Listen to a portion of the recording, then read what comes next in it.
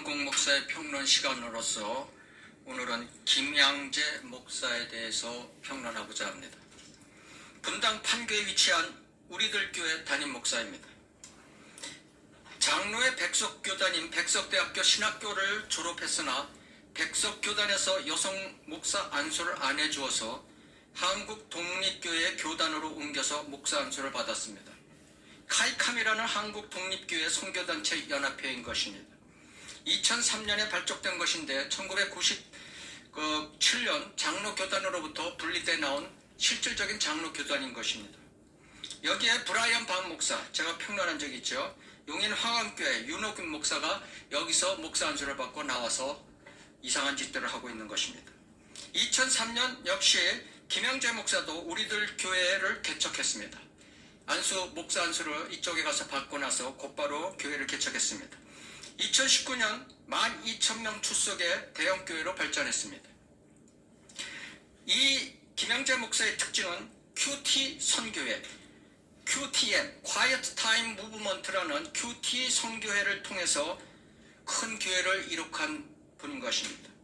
20년간 QT 생활을 하다가 신학은 QT 생활에 총정리하는 격으로 3년간 신학을 했다고 합니다. 일명 목욕탕 큐티로 불리우는데 이 목욕탕 큐티로는 뭔가 하면은 말씀 묵상 큐티에서 끝나는 것이 아니라 그 큐티를 적용하는데 자기의 죄를 적용하고 남의 죄를 적용한다는 것입니다. 그래서 서로의 죄를 자백하고 서로의 등을 씻어주는 그런 뜻에서 목욕탕 큐티라고 하는 것입니다. 55권의 책을 발행했는데 주로 가정, 결혼, 큐티 문제에 대한 책으로 55권의 책을 발행했습니다. 이분의 간증을 들어보면은 음대 졸업 후에 산부인과 의사와 결혼을 했습니다. 그래서 유교적 전통 시댁 생활을 하기 힘들어서 견디다 못해 5년 있다 가출을 했습니다. 그래서 기도원에 가서 그곳에서 하나님을 인격적으로 만났다고 합니다. 그 인격적으로 만난 구절이 요한 1서 4장 18절을 말씀 묵상 중에 시어머니에 대한 사랑이 없다는 것을 깨닫고 눈물 콧물 범벅이 되면서 회개를 했다고 하는 것입니다. 요한일서 4장 17절 18절을 보면은 이렇게 우리의 사랑이 온전해졌나니 이는 우리로 심판날에 담대함을 가지게 하려는 것이라. 이는 그분이 그러하신 같이 우리도 이 세상에서 그러하기 때문이니라. 사랑 안에는 두려움이 없나니 온전한 사랑은 두려움을 쫓아내느니라. 이는 두려움에는 고통이 있음이라. 두려워하는 자는 사랑 안에서 온전해지지 못하였느니라. 이 구절로 눈물 콧물이 됐다는 것입니다. 즉 여기서 사랑, 이 김양재 목사가 알고 있는 말씀하고 저희들이 알고 있는 말씀이 틀리다는 문제가 있는 것입니다. 여기서 우리는 대환란 성도를 얘기하는 것입니다. 요한 1서, 2서, 3서는 주로 대환란 교리가 많이 들어가 있죠. 일반 서신서죠. 바울의 서신서가 아닌 것입니다. 그리고 사랑, 여기서 사랑은 예수 그리스도의 십자가 사랑이 아닌 것입니다. 여기서의 사랑은 율법을 지키는 율법 행위 구원이 첫째고 두 번째는 예수 그리스도를 믿는 그 믿음, 그것에 대한 사랑을 얘기하는 것입니다. 그래서 심판날은 또 그리스도의 심판석이 아니라 큰 백보자 심판을 말씀하고 있는 것입니다. 여기서 두려움은 지옥에 가는 두려움을 얘기하는 것이지 시어머니부터 받는 핍박, 이것에 대한 두려움이 아닌 것입니다. 그래서 두려워하는 자는 지옥 가는 자고 두려워하지 않는 자는 하늘나라 가는 그런 교리지, 이것을 어떻게 자기의 시집 생활의 고통에 비교해서 이것을 보고 자기는 사랑이 없으니까 이렇게 시어머니한테 핍박을 받았다, 오히려 자기가 시어머니를 사랑해야 된다는 교훈을 얻었다고 하는 것입니다. 잘못된 큐티를 적용한 것이죠. 이렇듯 잘못된 말씀 묵상에 따른 큐티 무브먼트는 30년 이상 해오다가 교회 개척과 성장에 큰 원동력이 되면서 목사 안수를 받고 목사가 된 것입니다. 이 배후에는 감동과 느낌, 자기 위주, 허상의 영이 작동하고 있음을 우리는 비냐드 CCM 운동과 힐송의 홀송과 이런 외형적으로 크게 성장한 오륜교회, 전번주에 했죠. 오륜교회 케이스를 보아왔습니다. 목욕탕 큐티도 마찬가지인 것입니다. 그래서 오늘 제가 여러분에게 말씀드릴 것은 첫 번째 큐티, 이거 많이 들어보던 거죠. Quiet Time, 큐티, 큐티의 문제점을 제가 말씀드리려 하고, 두 번째, 여성 목사에 대해서 문제점을 말씀드리려고 하는 것입니다. 영원한 복음 2018년 4월 1일 계시록 14장 6절에서 13절 9절을 인용한 설교를 우리가 보겠습니다. 계시록 14장 6절을 찾아주시기 바랍니다.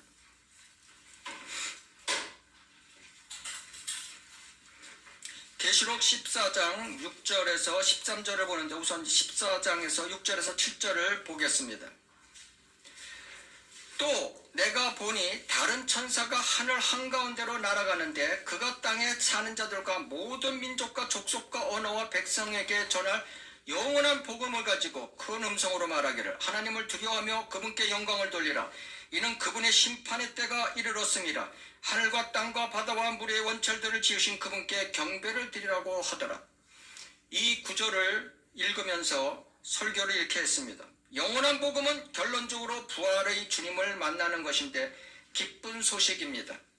복음에는 한편은 기쁜 소식이고 한편은 심판의 소식이다. 그래서 여기서 심판의 얘기가 나오는 것이다. 강력한 심판을 만나는 것이 현재 구원을 감격적으로 누리는 것이라고 설교하고 있습니다. 하나님의 진노를 깊이 경험하게 되면 진정한 위로자가 될 수 있다. 계시록에서 사단이 난리쳐도 교회는 승리하는 것이라고 설교를 하고 있는 것입니다. 여기서 심판이 자기가 받는 고난을 얘기하는 것입니까? 지옥의 심판을 얘기하고 있는 것입니다. 지금 영원한 복음과 은혜의 복음이 같은 줄 알고 계십니까?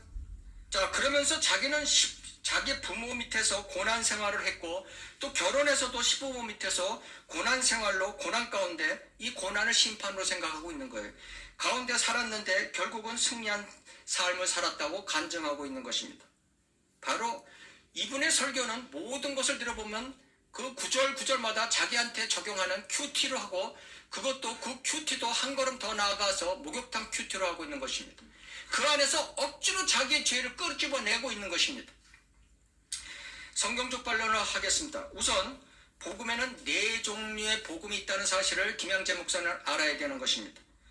첫째, 왕국복음, 소위 제도교에서 얘기하는 천국복음.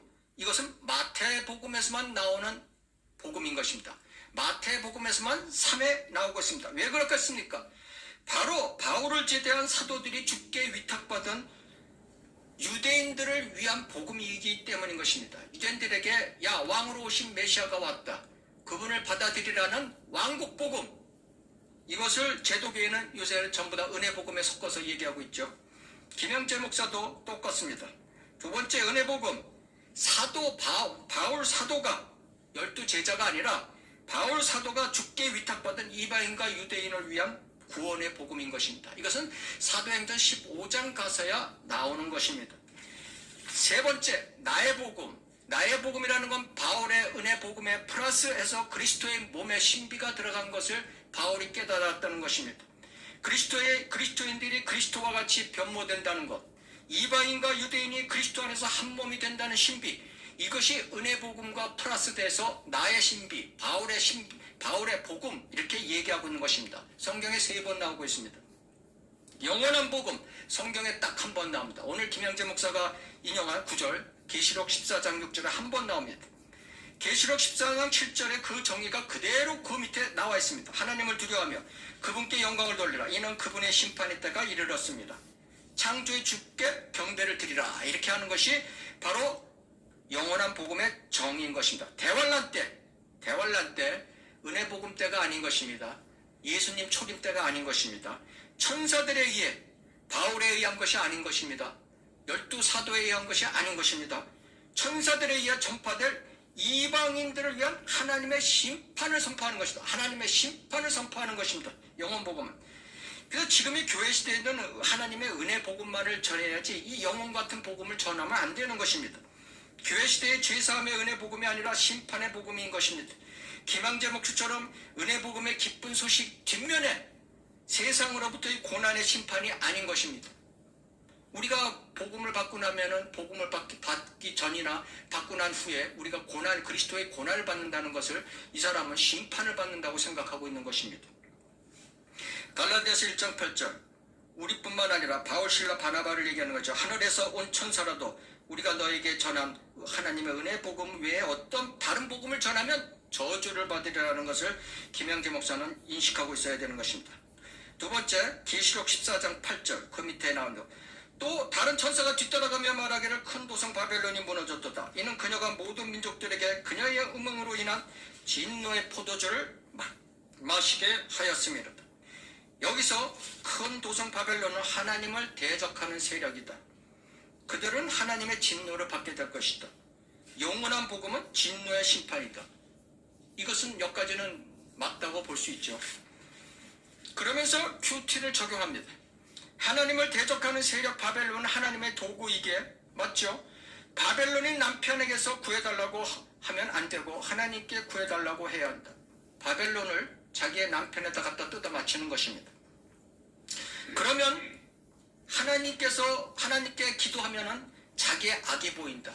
목욕탕 QT로 적용시키고 있는 것입니다. 그것을 자기는 깨달았다고 그때부터 남편을 미워하지 않고 구원을 위해 기도했다고. 자, 큰 도성 바벨론은 땅의 창녀들과 가증한 것들의 어미라고 성경에 되어 있습니다. 로마 카톨릭 종교를 얘기하는 것입니다. 계시록 17장 18장에 이어서 장장 2장에 이어서 하나님께서는 오랫동안 설명하고 있습니다. 그것이 남편과 무슨 관계가 있는지 한번 김현재 목사는 한번 생각해 보시기 바랍니다. 대환란 끝에 진노의 포도주인 종교로 모든 민족들을 취하게 한 죄의 싹, 지옥의 저주를 지금 하나님께서는 바벨론 종교에 선포하고 있는 것입니다. 그것이 자기의 남편이 간암으로 무너진 거와 무슨 관계가 있습니까? 영적으로 해석해도 틀린 것입니다. 이것은 영적으로 해석하면 우상 종교를 얘기해야 되는 거죠. 로마 카톨릭 창녀 종교, 영적으로 해석해도 그 외에 다른 종교들을 얘기해야 되는 거죠. 간암하고 무슨 관계가 있습니까? 계시록 14장 10절에서 11절 그 역시 하나님의 진노의 포도주로 마시게 되리니 그것은 그의 진노의 잔에 혼합하지 않고 부은 것이라. 또 그 사람은 거룩한 천사들의 면전과 어린 양의 면전에서 불과 영으로 고통을 받으리니 그 고통의 연기가 영원 무궁토록 올라가리라. 이것을 읽으면서 이것은 이 세상의 가치관이 무너진 것이라고 얘기하고 있는 것입니다. 바벨론 남편의 가치관이 무너졌다. 항암 치료는 유황불과 같은 고통이다. 남편의 바벨론은 무너졌으나 QT 적용, 목욕탕 QT 적용해서 자기의 바벨론은 안 무너졌다. 그래서 자기가 회개한다. 성경적 반론하겠습니다. 성경서 불은 불인 것입니다. 비유가 없습니다. 대환란 끝에 종교 창녀 바빌론 카톨릭은 지옥의 고통을 받는다는 뜻인 것입니다. 영원한 불못에 떨어진다는 뜻인 것입니다. 항암 치료가 고통이 극심의 기옥 같은 고통이라고 설명하지 않고 있습니다. 여기서 QT를 통해서 내 가치관이 잘못된 바벨론을 무너뜨려야 한다는 그런 목욕탕 QT가 적용될 수가 없는 구절인 것입니다. 네 번째, 계시록 14장 12절 여기에 성도의 인내가 있으며 여기에 하나님의 계명들과 예수의 믿음을 지키는 자들이 있느니라. 이것을 얘기하면서 영원한 복음은 인내의 복음이라고 설교하고 있습니다. 인내로 하나님의 계명을 지키고 예수의 믿음을 지키면 영원한 복음의 주인공이 된다고. 영원한 복음은 인내의 복음이라 자기는 인내가 많은 편이라고 얘기하고 있습니다. 그러면서 곧바로 목욕탕 큐티로 적용하고 있습니다. 그러나 내가 인내는 많고 하지만은 내가 실제로 욕심이 많은 사람이다. 인내가 많은 사람이 뒷면을 보면은 욕심이 많은 사람이다. 그래서 제가 그렇다. 설교 준비를 해도 며칠을 해도 만족이 없다. 그것을 위해서 기도해달라. 그러면서 에스겔서 1장에서 48장 한 장 한 장이 자기의 삶과 일치된다고 설교하고 있습니다. 한번 관심 있으신 분들은 이 영원한 복음에 대해서 한번 김영재 목사에 대해서 한번 들어보시기 바랍니다. 에스겔서를 몽땅 1장에서 48장까지 자기에게 적용하고 있습니다. 예를 들어서 에스겔서 1장 1절 에스겔이 30세 때 사역을 시작했습니다. 자기도 그렇다고 합니다. 자기가 에스겔입니까? 지금 에스겔이 주는 교훈이 자기입니까? 성경적 반론을 하겠습니다. 대환란 때 본문은 대환란 때 겪을 성도의 인내를 말하고 있는 것입니다. 교회 시대와는 달리 하나님의 계명을 지키고 첫 번째 하나님의 계명을 지키는 것이 우선입니다. 그 다음에 예수의 믿음이 그 두 번째인 것입니다. 예수의 믿음 먼저가 아닌 것입니다. 하나님의 계명을 지키고 성경에 보면 먼저 나오는 것입니다. 행위죠, 행위. 그 다음에 예수에 대한 믿음, 이것을 지키는 것을 지금 얘기하고 있는 것입니다. 그거에 따르다 보면 인내가 필요하다는 것입니다. 김 목사는 이대로 그 율법을 지키면서 또 예수 그리스도의 믿음을 가지고 사역하고 있습니까? 다섯 번째, 계시록 14장 13절. 또 하늘에서 나는 음성을 들었는데 나에게 말씀하시기를 기록하라. 이제부터 주 안에서 죽은 자들이 복이 있도다. 성령께서 말씀하시니라. 이는 실로 그들은 자기들의 수고를 그치고 쉴 것이요 그들의 행위가 그들을 따를 것임이라. 설교에는 영원한 복음을 가지고 죽음의 문제를 해결해야 한다, 이렇게 설교하고 있습니다. 그래서 진노를 깊이 경험해 구원받고 죽음의 문제를 해결하는 것이다. 그러면서 곧바로 큐티 설교를 합니다. 남편이 간암으로 죽기 전 5시간 전 기적적으로 회개했다고. 주 안에서 죽은 자들은 복이 있다는 말씀처럼. 그래서 죽음의 문제를 해결하고 천국 갔다고. 이렇게 설교를 하고 있습니다.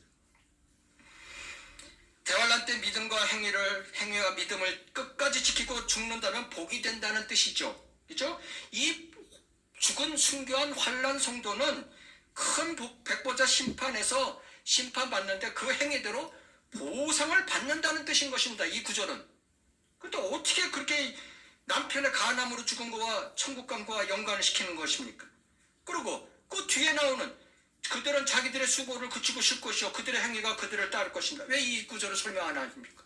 남편이 천국 갔으면 그거에 대한 그 행위에 대한 그런 대가를 치러야 되는데 그걸 왜 얘기를 안 합니까? 두 번째 설교, 예언하여야 하리라. 계시록 10장 8절에서 11절. 2018년 1월 7일 설교. 자, 계시록 10장 8절에 또 내가 하늘로부터 들은 음성이 내게 다시 말하여. 하나님의 음성이 있죠. 하늘로부터 들은 음성이 이르기를 가서 바다와 땅 위에 서 있는 그 천사의 손에, 그 천사는 여기서 예수 그리스도를 말씀하고 계신 것입니다. 펴놓은 작은 책을 가져라. 말씀의 책을 가지라. 9절에 보면 집어서 먹어버리라. 내 배에는 쓰겠지만 내 입에는 꿀처럼 달 것이라.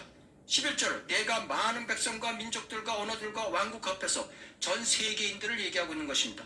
다시 예언해야 하리라. 요한계시록을 써서 그 사람들이 지금 이 시대에 전 세계 사람들이 요한계시록을 본다는 뜻인 것입니다. 이것을 어떻게 해석하나 한번 보십시오. 천사, 젊은 천사라고. 그 계시록 10장 8절 전에 1절에 다른 힘센 천사라고 했으니 젊은 천사라고. 이 젊은 천사가 나이 많은 늙은 사도 요한에게 가지라, 버리라, 예언하라, 이런 것에 순종한 건 쉽지 않다고. 예? 아랫사람이 어린 사람이 하는 윗사람에게 이래라 저래라 하는 건 순종하는 것이 어려운 것이라고. 이렇게 설교를 하면서 여러분은 누가 뭐래도 받아들이는 자세가 되어야 한다고. 김 목사 자신은 리더형이 아닌데 긍정적 순종의 삶을 살아서 예언하게 됐다고. 예언하려면 큐티로 말씀을 천천히 오래 씹어 먹어야 잘할 수 있다고. 이 구절은 이렇게 되고 있는 것입니다. 첫 번째, 순종에 대해서 이 천사가 젊은 천사가 아니죠. 주 예수 그리스도의 현현이죠. 계시록 10장 1절 3절 그 관련 구절에 1절 3절만 봐도 나오죠. 그의 손에는 작은 책의 말씀이 있다. 계시록 5장 1절에 연관되는 말씀입니다. 얼굴은 해와 같다. 계시록 1장 17절에 연관되는 말씀입니다. 그의 발은 불기둥 같다. 계시록 1장 15절에 연관됩니다. 그의 머리에는 무지개가 있다. 계시록 4장 3절에 연관됩니다. 구름으로 옷 입었다. 계시록 1장 7절에 어떤 천사가 이런 모습으로 나타나는 게 성경에 어디 있습니까? 사도 요한은 예수 그리스도로부터 말씀을 듣고 요한 계시록 책을 썼다는 뜻인 것입니다. 김 목사처럼 교인들에게 세상 사람들에게 긍정적 순종을 함으로써 말씀을 전했다는 뜻이 아닌 것입니다. 그리고 큐티 목장들에게 순종하라는 뜻이 아닌 것입니다. 큐티는 목장들이 있어요. 그 큐티를 이끄는 팀들이 있어요. 구역별로. 그 구역이 목장이 잘못되면 다 잘못되는 거죠. 예언. 큐티로 말씀을 천천히 씹어 먹어라. 그래야 예언을 전할 수 있다는 말은 좋다. 그것은 맞는 말이죠. 앞서 김 목사의 성경 해석과 그에 따른 큐티 적용을 보면은 제가 지금 이 교황계시록을 쭉 보죠. 그러면 맞는 게 하나도 없습니다. 잘못된 큐티 적용을 하고 있는 것이죠. 자, 큐티에 따른 예언을 또 보겠습니다. 간증에서 자기 딸이 중학교, 고등학교, 대학교 입시에 따른 그날 아침에 큐티를 딸과 같이 한 것을 간증으로 장황하게 설명합니다. 시간 관계상 짧게 한 가지만 얘기했습니다. 중학교 입학시험. 중학교 분당에 있으면 예고가 예중이 있죠. 예중. 예중에 그 엄마가 예중 선생이었어요. 근데 딸이 그러니까 뭐 붙을 줄 알았죠. 계시록 22장 12절을 전날 바로 시험 보기 전날 읽었다는 것입니다. 딸과 같이 보라 내가 속히 오리니 내가 줄 상이 내게 있어 각 사람에게 그의 행위에 따라 주리라.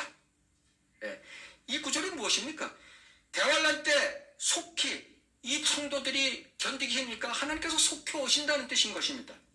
대환란 때 율법을 지키는 믿음의 행위 플러스 은혜 복음, 은혜의 믿음, 예수 그리스도의 믿음 이것을 잘 지킨 사람은 상이 있어서 내가 그 행위에 따라 준다는 뜻인 것입니다. 이것을 어떻게 적용하냐면 딸에게 야 이걸 읽고 내가 예원 중에 붙어도 떨어져도 너에게는 상이 된다. 딸이 지금 이 큐티의 특징의 문제가 뭐냐면은 그 사람이 가진 상황에다가 말씀을 억지로 갖다 집어넣는 거예요. 지금 이 상황에서는 딸의 입학시험이 굉장히 중요한 거죠. 이 사람. 그러니까 모든 구절이 나오면 거기에다 집중하는 겁니다. 큐티를 보면 그렇게 안내서 이렇게 되어 있습니다. 집중하라. 네가 가진 문제에 집중하라. 구절을 관련 구절에 집중하라 이거예요. 욥기 1장 21절을 또 그 전 시험 보는 날 아침에 같이 큐티를 합니다. 내가 내 어머니의 태에서 맨몸으로 나왔으니 내가 맨몸으로 그리로 돌아가리이다. 주신 분도 주시오 빼앗아 가신 분도 주시니 주의 이름을 송축하나이다. 이것은 무엇입니까? 욥이 갑자기 모든 재산과 욥기 1장에 자식들에 대한 대재앙을 맞습니다. 이 상황에서도 욥은 경배를 드린다는 뜻이죠. 그죠? 이 구절은. 그 어려운 상황에서도 욥은 경배를 드린다는 뜻이에요. 자, 이것을 딸에게 얘기하면서 빼앗아간다는 말에 꽂혔습니다. 그래서 딸이 야 시험에 떨어져도 다 주의 뜻이란다. 그랬더니 아니나 다를까 떨어졌더라. 이것이 설교에 하고 있는 것입니다. 고등학교 입시 설명도 똑같습니다. 대학교 입시 설명도 똑같습니다. 구절 한 구절 두 구절 갖고 예언했다고 하는 것입니다. 그런데 다 맞았다고. 그래서 목사까지 됐겠죠. 그 무당 아주 훌륭한 무당이죠. 그러니까 뭐 찾는 사람들이 많죠. 이런 것을 오랜 시간 큐티를 한 결과 그 말씀을 매일 몇 구절씩 소화해가며 예언할 수 있게 된 것이고 그래서 결국 자기는 목사가 된 것이라고. 딸의 경우를 보면 입시의 합격 불합격 주인은 하나님이시라고. 아니 입시가 하나님이 다 주관해요? 자기가 공부한 만큼 노력된 만큼 나오는 것이지 무슨 하나님이 주관하면은 뭐 하나님 열심히 믿으면 되나요? 여러분도 여러분의 목장에게 큐티를 간증해서 예언자이기를 가라고. 이와 같이 여러분도 큐티로 말씀을 천천히 오래 씹어먹어 예언할 수 있게 되라고. 요한계시록은 여러분을 사랑해서 주시는 말씀이라고. 헛소리하고 있는 것이고. 자, 큐티의 문제점을 제가 오늘 설명드리겠습니다. QTM, Quiet Time Movement라는 게 큐티. 여러분 많이 들어봤을 겁니다. 큐티. 저도 옛날에 많이 들어보고 저도 많이 적용시키려고 노력했던 잘못을 범한 사람인 것입니다. 큐티, Quiet Time은 1882년 영국의 캠브리지 대학 학생들이 시작한 운동인 것입니다. 하루 중 얼마를 우리가 기도와 성경 읽기로 해서 경건한 시간을 우리가 갖자. 좋은 뜻에서 시작한 것입니다. 이것이 요즘 어떻게 변했나?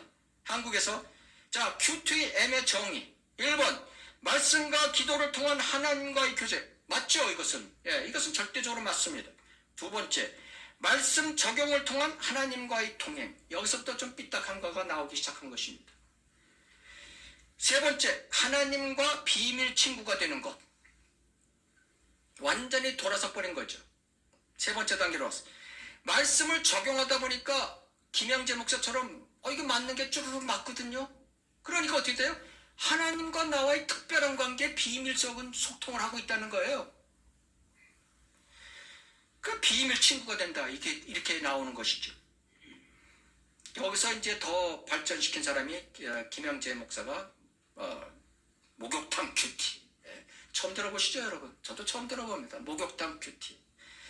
예. 지금 김영재 목사의 설교에서 들었듯이 이 큐티는 자의적 해석으로 자기의 삶과 연관시켜 자기의 감동적 느낌에 치중하게 되는 것입니다. 무작정 자기 것으로 소화시켜 버리는 것입니다. 즉 하나님의 말씀을 느낌으로 다가가 궤변으로 말하게 되는 경우가 많다는 것입니다. 사탄의 역사는 어떻게 접근합니까? 사탄은 마귀의 집, 우리의 몸을 통해서 이용하는 것입니다. 우리는 마귀의 집인 것입니다. 이 몸은. 첫째, 사탄의 역사는 어떻게 일어나냐 하면 몸을 통해서 일어나는데 보는 것으로 일어난다. 사탄의 역사가 제일 많이 일어난 것은 안목의 정욕, 그죠? 창세기 3장 6절에 보면은 이브가 안목의 정욕에 걸려들었죠. 여자가 보니 그 나무가 먹음직하고 보기에도 좋다. 이 시대에는 뭡니까? 이 시대에는 TV, 핸드폰, 영화, 게임, 애들 게임.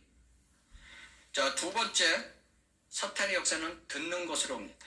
거짓 설교, CCM 락뮤직 이런 것들로 사람을 점령하고 있는 것입니다. 세 번째, 읽는 것, 거짓 성경, 세상 책들. 이외에 또 있는 게 있습니다. 중요한 것입니다. 마음으로 오는 것입니다. 사탄의 역사는 마음으로. 상상, 구상, 옛 회상, 잘못된 묵상. 또 한 가지가 있습니다. 마음에 가득한 것을 입으로 말하게 되어 있는 것입니다. 그래서 말로 오게 되는 것입니다. 말, 비방, 소근거림, 거짓말, 농담, 과장된 말, 어리석은 말, 이런 것들이 관계가 됩니다. 큐티로 적용해서 잘못 적용하면 여기에 걸리는 것들이 무진장 많습니다. 지금 하나님의 말씀을 깨닫고 자기의 삶에 그 말씀을 적용시키려면 우선 성경의 올바른 교리를 알아야 되는 것입니다. 디모데후서 3장 16절 17절 모든 성경은 하나님의 영감으로 주어진 것으로 교리와 책망과 바로잡음과 의로 훈육하게 유익하니 이는 하나님의 사람이 온전하게 되며 모든 선한 일에 철저히 구비되게 하려 함이니라.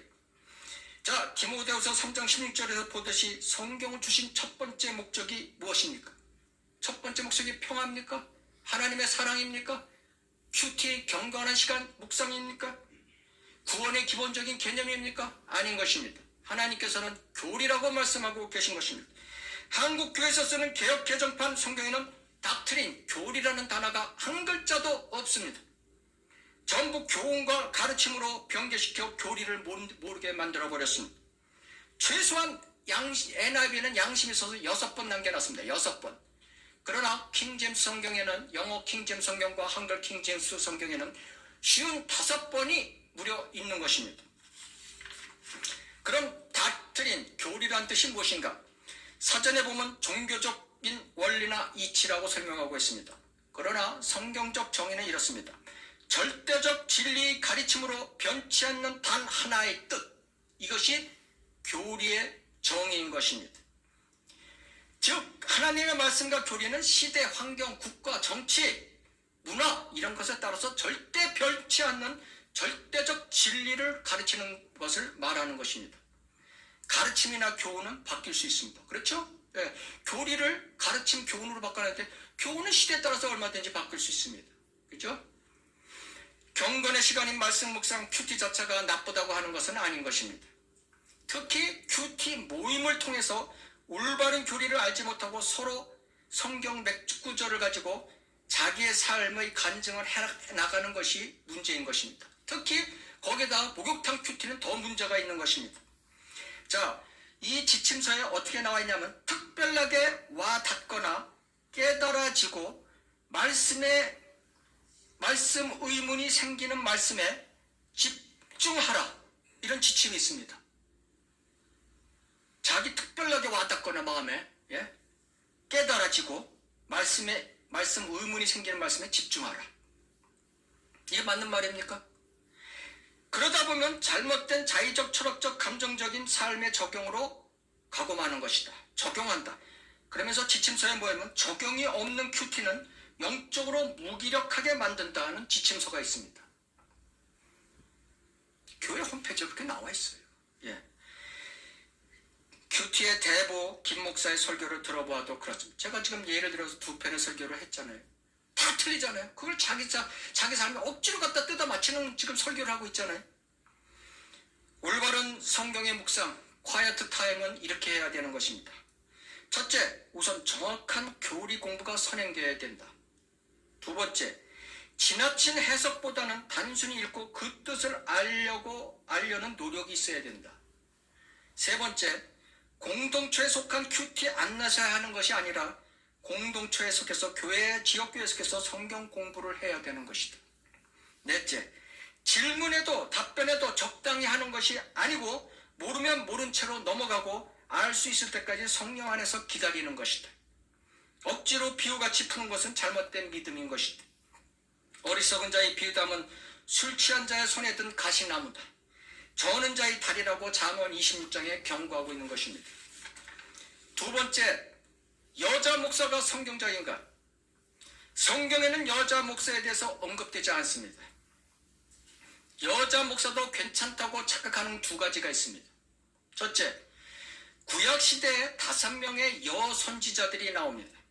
출애굽 15장 미리암, 재판관기 5장 드보라, 열왕기 하 22장 훌다, 느헤미야 6장 노야다, 이사야 8장 이사야의 아내, 여선지자 누구누구 이렇게 5명이 나오죠.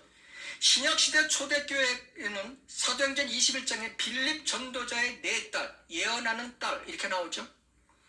누가복음 2장에 여선지자 안나 이렇게 나오죠.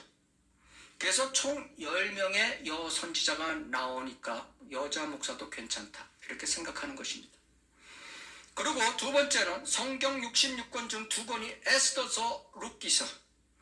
에스더서 룻기서가 뭐 에스더 목사, 룻기 목사라고 나왔습니까? 어디? 그런 게 아니죠. 선지자라고 나왔습니까? 그런 것도 아닙니다. 2권 다 저자는 알 수 없고 여자의 이름을 붙인 제목을 붙인 결혼이 주제인 하나님의 말씀인 것뿐인 것입니다. 룻기서는 예수 그리스도의 신부, 이방인 신부, 각 개개인을 지금 설명하고 있는 것이고, 에스더서는 하나님의 신부, 유대 민족을 설명하고 있는 것입니다. 이거하고 목사하고 선지자하고는 아무 관계가 없습니다. 두 번째, 성경에는 남자만이 목사가 되는 것으로 되어 있습니다. 디모데전서 3장 1절 2절, 만일 어떤 사람이 감독의 직분을 원하면 그가 선한 일을 사모한다는 그 말은 참되도다. 그러므로 감독은 비난받는 일이 없어야 하고 한 아내의 남편이어야 한다.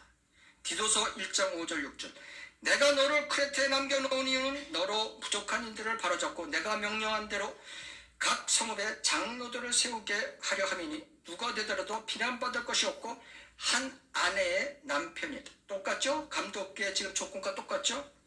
그래서 여기서 뭐 한 아내의 남편이어야 된다. 한 아내의 남편. 여자 목사는 안 된다. 결론이 나오는 것이죠. 두 번째, 여러 명의 부인을 둔 목사는 안 된다. 마호멧 너는 안 된다. 교황 신부 같은 총각은 안 된다. 동성애 부부는 안 된다. 여기서 우리가 교훈을 얻을 수 있는 것입니다. 그러면은 이제 또 반론을 들고 나온 사람들이 있습니다. 아니 여기서 장로들이라고 감독이라고 그랬지 무슨 목사라고 그랬냐. 사도행전 20장 17절, 그리하여 그 바울이 밀레토에서 예배소로 보내어 교회의 장로들을 초청하니, 28절 그 아래 보면, 그러므로 너희 자신을 조심하고 모든 양떼도 애들도 그리하라. 이들을 위하여 성령께서는 너희를 감독자들로 세우셨으며 하나님께서 자신의 피로 사신 하나님의 교회를 돌보게 하셨느니라. 여기서 감독은 무슨 뜻입니까? 목사의 목사, 자신의 피로 사신 하나님의 교회를 돌보게 한다. 이 17절에서는 장로라고 해놓고 28절에 와서 곧바로 그 장로를 감독이라고 부르는 것입니다. 그 장로하고 감독하고는 같다는 뜻이죠. 자, 사도행전 14장 23절, 두 사도는 각 교회 장로들을 선임하고 금식기도 하며 자기들이 믿는 주께 그들을 의탁하더라. 바울 바나바가 1차 소아시아 여행을, 선교 여행을 마치고 각 지역의 교회를 세우는 장면인 것입니다. 그래서 목사들을 선임하고 돌아가는 장면인 것입니다. 그렇죠? 여기서 목사도 안 세워놓고 장로들만 선임했겠습니까? 지금 제도교회가 얘기하는 장로, 그것이 아니죠. 유대교에서 지금 얘기하는 엘더 장로가 아닌 것입니다. 곧바로 그 이유는 여기에 나온 것입니다. 베드로전서 5장 1절, 내가 너희 가운데 있는 장로들에게 권하노니 나도 장로된 자요 그 그리스도의 고난의 증인이며 요한 2서 1장 1절 장로인 나 사도 요한이죠. 사도 요한은 진리 안에서 사랑하는, 베드로와 사도 요한은 자신을 장로라고 부른 것입니다. 목사를 얘기하는 것입니다. 그래서 결국은 장로, 감독, 목사 이것이 다 같다는 뜻인 것입니다. 여선지자가 있을 수도 있잖아요. 이런 말씀을 하시는 분들이 또 있습니다. 초대교회 이후로는 목사로 불리우는 시대인 것입니다. 에베소서 4장 11절 그가 어떤 사람들은 사도로, 어떤 사람들은 선지자로, 어떤 사람들은 복음 전도자로, 어떤 사람들은 목사와 교사로 주셨으니. 사도들이라는 것은 교회 형성에 필요한 사람들이죠. 사도 시대 사도행전 1장에서 10장까지를 얘기하는 거고, 선지자들은 신약 성경을 형성하는 데 필요한 분들을 얘기했던 것입니다. 그래서 사도행전 11장에서 28장까지를 얘기하고 있는 것입니다. 그 뒤로는 그것이 끝나고 신약 성경이 나온 뒤에는 세계 복음 전도자의 시기대로 넘어갔고, 지금도 그것이 다 끝나고 이제는 배교 시대로 넘어가서 텍사스의 노리스 목사에 의해서 목사와 교사, 이건 같은 뜻인 것입니다. 목사하고 쉼표가 없죠. 목사와 교사, 이 시대로 넘어간 것이지 지금 여선지자가 있는 시대가 아닌 것입니다. 그래서 구약시대 5명의 여선지자, 신약 초대교회 5명의 여신자들을 운운하는 것은 잘못된 것입니다. 또 어떤 목사는 이런 말을 합니다. 빌립보 교회 창시자가 사도행전 16장 14절에 루디아 여인이었다고 여자 목사를 두둔합니다. 아니, 루디아가 바울과 그 일행에게 집을 내줘서 그 말씀을 전하라고 한 것뿐이지, 루디아가 무슨 설교했다고 그랬어요? 목사했다고 그랬어요? 어디? 그게 어디 사도행전에 그게 어디가 나옵니까? 김영재 목사를 두둔하기 위해서 또 와서 큐티 이상한 목욕탕 큐티 세미나에 와서 이 얘기를 하더라고요. 정신이 있는 사람입니까 지금? 네 번째, 또 하나의 여자 목사가 못 되는 이유가 있습니다. 디모데전서 2장 12절 14절 나는 여자가 가르치는 것이나 남자에게 권위를 행사하는 것을 허락하지 않으니 다만 조용할지니라. 이는 아담이 먼저 지음을 받았고 그 후에 입으며 또 아담이 속은 것이 아니라 여자가 속아 범죄하였습니다. 여자가 남자 성도들에게 권위를 행사하는 목사가 되면 안 된다는 뜻입니다. 디도서 2장 15절 목사는 권면하고 권위를 가지고 책망하여야 한다고 디도서 2장 15절에 분명히 경고하고 있는 것입니다. 목사가 영적 권위를 갖고 뭐 이래라 저래라 하려면 여자 목사가 되면 안 되는 거죠. 그렇죠? 이 본문에서 디모데전서 2장 12절에서 여자가 가르치는 것이나 하면 안 된다고 그랬는데, 디도서 2장 3절에서 보면 나이 많은 여자들도 젊은 여자들을 가르쳐서 이런 말씀이 나옵니다. 그 뜻은 무엇이냐 하면은 여자가 목사는 안 돼도 성경 교사는 해도 된다는 뜻인 것입니다. 그래서 디모데전서 2장 12절에 가르치는 것이 안 되고 남자에게 권위를 행사가 안 되는, 이건 문맥을, 이 디모데전서 2장 12절 14절 그 전후의 문맥을 보면은 이것은 남편에게 대한 얘기인 것입니다.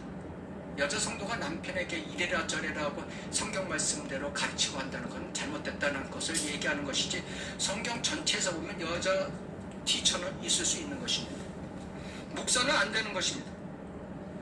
자, 마지막 배교의 시대 때는 여자가 나서게 되어 있는 것입니다. 성경에 그렇게 되어 있어요. 배교의 시대 때는 어린애가 나서고 여자가 나서는 것입니다. 지금 마지막 라우디게아 시대, 마지막 시대를 걷고 있는 우리에서 이 장면을 우리가 보고 있지 않습니까? 새파랗게 어린애가 지도자가 되고, 프랑스의 지도자가 되고, 북한의 지도자가 되고, 그죠?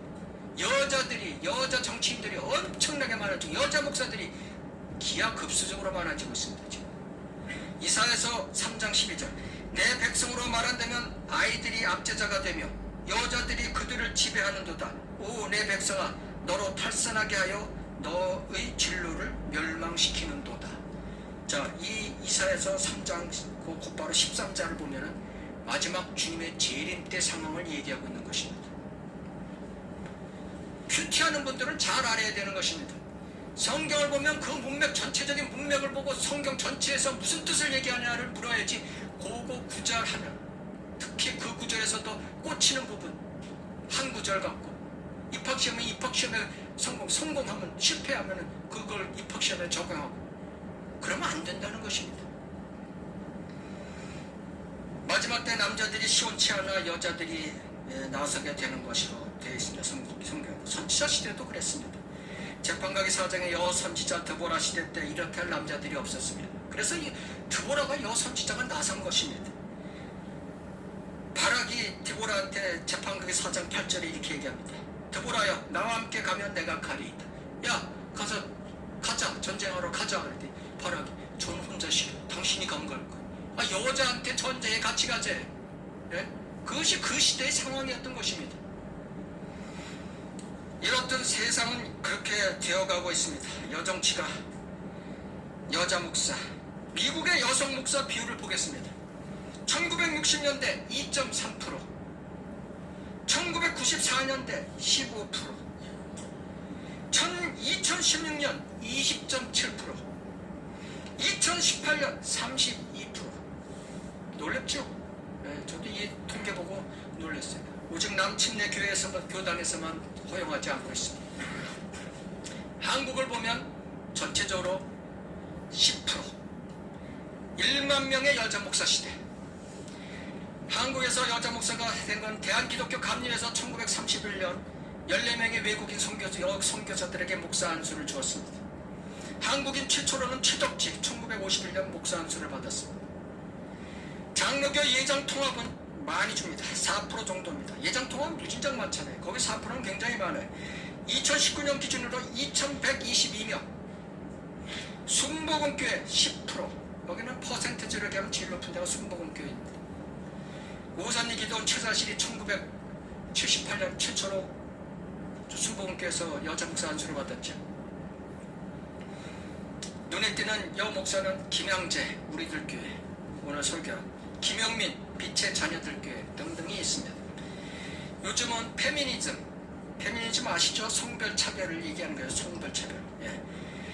자, 남녀 동권주의, 남녀가 다 같다는 주의, 그런 것이 유행하고 있기 때문에 이 더욱더 여자 목사의 비율이 증가하고 있는 것입니다. 교회 내 여자 성도가 대개 보통 평균 잡으면 60% 이상인 것입니다. 그래서 여자 목사가 필요하다고 주장하고 있는 것입니다. 저건 여러분의 생각과 지식이 어떠하더라도 시대에 따라 변하고 뭐 하더라도 하나님의 말씀에는 절대 변함이 없다는 것을 우리는 알고 있습니다. 세상과 사람의 법칙을 따를 것인가, 하나님의 법칙을 따를 것인가, 김양재 목사와 우리들 교회 교인들은 알아야 되는 것입니다. 제가 한국 목사들의 평론을 하는 것은 제가 잘나서 하는 것도 아니고 제가 하겠다고 자처한 것도 아닌 것입니다. 이 한국 교회의 실상이 지금 세계 제1의 목사 수, 세계 제1의 교회 수, 세계 제1의 큰 교회, 이 교회 왕국이 됐잖아요. 지금 잘못된 교회 왕국의 실상이 하나님을 기쁘게 하는 길이 아니고 마귀가 기쁘게 하는 마지막 때로 가고 있기에 저 같은 부족한 자에게까지 하나님께서 파수꾼의 길을 걷게 하신 것에 엄청난 부담을 느끼고 지금 순종하며 가고 있을 뿐인 것입니다. 제가 뭐 잘났다고 뭐 지금 교회들을 비판한다고 하는 사람들이 많은데 그런 거 절대 없습니다. 한국 목사들의 평론가자 설교를 듣고 있느라면 두 가지 타입이 있습니다. 하나는 완전 사탄의 세력에 장악돼서 자기의 유익을 위해서 설교하는 사람들, 사역하는 사람들, 이걸 설교를 듣고 있으면요 완전히 머리가 혼란해지고 제 머리가 어떻게 이상하게 되는 것 같아요. 그리고 한편으로는 엄청 화가 나고 있습니다. 이런 걸 내가 들어야 되나. 또 한편으로는 그 사람은 자기는 옳게 사역한다고 하고 종교적 열심으로 열심히 헌신하고 하는 사람들, 목사를 봅니다. 참 그런 사람들 보면 참 애틋하고 안 됐습니다. 두 가지 타입이 있는 것입니다. 그러나 저나 1번이나 2번이나 전부 다 잘못된 설교를 하고 있기에 제가 평론을 하는 것입니다. 우리들 교회도 김영재 목사도 마찬가지입니다. 그 간증을 들어보면 일찍 남편 없었고 뭐 이런 상황을 보면 굉장히 애틋하고 안 됐습니다. 그러나 제가 여자라고 폄하하는 것이 아니고 그분의 설교를 들으면 이것이 도대체 앞뒤가 맞지 않는 엉터리 설교를 하고 있기 때문에 제가 평론을 하고자 하는 것입니다. 하나님의 말씀과 그 교리는 절대 변하지 않습니다. 그래서 지금이라도 올바른 길을 걸으시길 바라는 것입니다. 이사야서 40장 8절을 보면 푸른 마르고 꽃은 시드나 우리 하나님의 말씀은 영원히 서리라. 베드로전서 1장 25절 주의 말씀은 영원토록 남아있습니다. 이것이 너희에게 복음으로 전해진 말씀이니라. 하나님의 말씀은 영원한 것이라고 경고하고 계신 것입니다.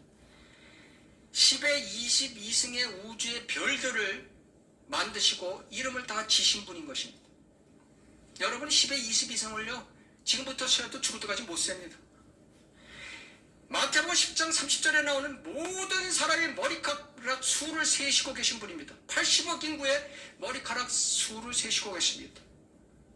여기 어떤 형제의 머리카락은 지금 뭐 20만 개 남았다, 오늘 10개 떨어졌다, 다 알고 계시는 것입니다. 그런 하나님의 절대적인 능력을 말씀하고 계신 것입니다. 그런데 약 80만 단어로 구성된 하나님의 말씀을, 영감으로 쓰셨던 말씀을 보존 못하시는 하나님이, 그런 하나님 믿지 마십시오. 믿지 말라고요. 80만 개를, 아니 사람의 머리털을 다 80억 인구를 세고 10의 22승의 별들을 다 시시고 창조하시고 이름을 붙이신 분인데 80만 개를 지금 보관 못하신다고요? 뭐 원본이 어쩌고 저쩌고, 원본만이 어쩌고? 헛소리 하지 마십시오. 하나님의 말씀, 개혁성경이 영원한 말씀입니까? 개혁성경이 영원한 말씀이냐고 제가 처음 듣는 분을 위해서 이 말씀을 드립니다. 자, 개혁성경에 공식적으로 없음 구절이 14번 나옵니다. 14번. 처음 듣는 분들은 잘 찾아보시기 바랍니다. 마태복음에 3번 나옵니다. 마태복음 17장 21절, 18장 11절, 23장 14절. 마가복음에 4번 나옵니다. 9장 44, 9장 46, 11장 26, 15장 28. 누가복음에 2번 나옵니다. 17장 36, 23장 17절. 사도행전에 4번 나옵니다. 8장 37, 15장 34, 24장 7절, 28장 29절. 로마서에 1번 나옵니다. 16장 24절. 인간이 필사체를 하는 도중에 우연이 없어졌다고? 헛소리하고.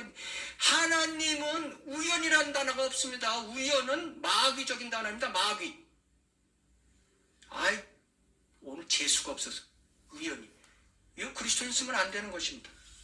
예? 우연이라는 단어는 마귀의 용어입니다. 마귀의 용어.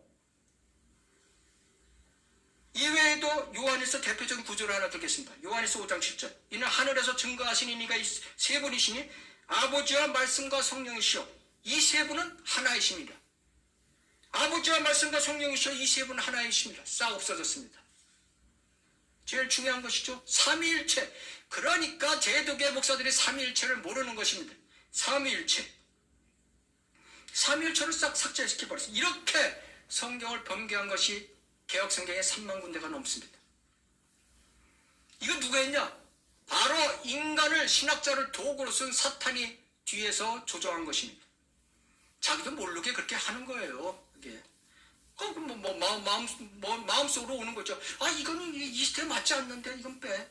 이게 맞지 않는데 이건 잘못된 거야. 그 사탄이 뒤에서 다 조정하는 거죠. 사탄이 싫어하는 것이 뭔지 아십니까? 홀리입니다. 홀리. 사탄이 제일 싫어하는 거 홀리. 그래서 성경을 홀리 바이블이라고 해서 성경을 집중적으로 공격해서 성경을 변개시키게 만든 것입니다. 홀리랜드, 가나안 땅. 집중적으로 이스라엘 땅을 공격하고 있습니다. 역사적으로 보십시오. 홀리, 누구예요? 성도. 그래서 성도들을 쓰러뜨리고 하는 것입니다. 마귀가. 두 번째, 닥트린. 성경 66권 전부를 통해서 사람들에게 성경의 뜻을 알려주는 바뀔 수 없는 절대적 진리 가르침이 교리인 것입니다. 잠언 4장 2절에 내가 너에게 선한 교리, 굿 닥트린이라고 하죠. 를 주노니 나의 법을 버리지 말라. 디모데전서 6장 1절에는 그분의 교리, 하나님의 교리라고 말씀하고 계신 것입니다. 디모데전서 6장 3절 경건에 따른 교리, 디도서 1장 9절 건전한 교리, 사운드 닥트린이라고 말씀하고 계신 것입니다. 변개된 개혁성경 교리의 교리라는 다 핵심 단어가 55개, 하나도 없이 싸그리 다 삭제시켜버렸습니다. 누가 한 것입니까?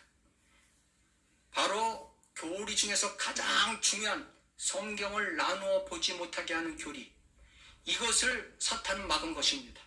바로 성경을 변개시킨 그런 사탄, 이것이 배후에 있는 것입니다.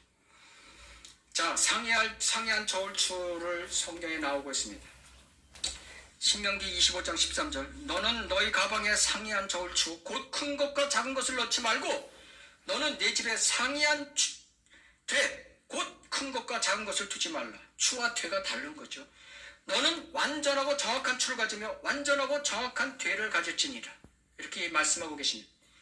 잠언서 20장에는 두 번 경고가 있는데 상이한 저울추와 상이한 되는 둘 다 주님께 가증한 것이다. 이렇게 말씀하신 것입니다. 자, 상이한 저울추는 누구 말일까? 변개한 성경을 얘기하는 것입니다. 그것이 큰 것과 작은 것, 조금 됐든 많이 됐든, 상이한 되는 변개된 교리를 얘기하는 것입니다.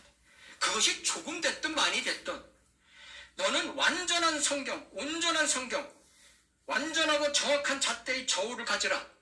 올바른 성경을 가져라. 순수한 하나님의 말씀을 가지라고 경고하고 계시고, 완전하고 정확한 되는 미저를 얘기하는 거죠, 영어로. 이것은 정책, 조치, 측정 이런 뜻이 다 있는 것입니다. 그래서 이것을 정확한 교리에 해당하는 것입니다. 그래서 우리는 상이한 성경과 상이한 교리를 가지면 안 되는 것입니다. 정확한, 완전하고 정확한 성경과 교리를 가져야 되는 것입니다. 이것을 하나님께서는 지금 경고하고 계신 것입니다.